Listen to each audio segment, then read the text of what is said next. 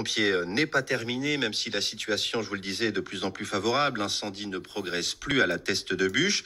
Mais le travail des pompiers n'est pas terminé, même si la situation, je vous le disais, est de plus en plus favorable. L'incendie ne progresse plus à la teste de bûche. Mais ils sont encore 350 pompiers sur... Le travail des pompiers n'est pas terminé, même si la situation, je vous le disais, est de plus en plus favorable. L'incendie ne progresse plus à la teste de bûche.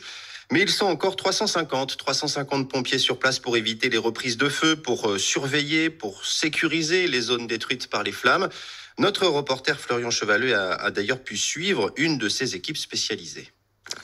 Déambulant au milieu d'un spectacle apocalyptique, autrefois un camping 3 étoiles au pied de la dune du Pilat dont il ne reste plus rien, le capitaine Gilles Edger, une bombe de peinture à la main, identifie et sigle les zones à risque. Peinture rouge, zone à risque, et peinture blanche, zone reconnue et aucun risque d'identifier. Ce qu'il traque notamment, ce sont les bouteilles de gaz. Plusieurs centaines de bouteilles de gaz ont été soumises à la radiation du feu.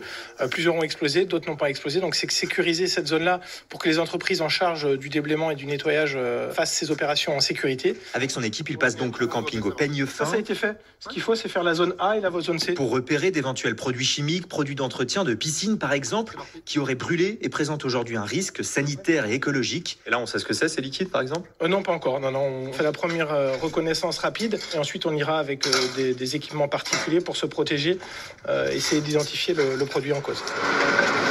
Un peu plus loin, d'autres pompiers arrosent les zones où la terre est encore brûlante.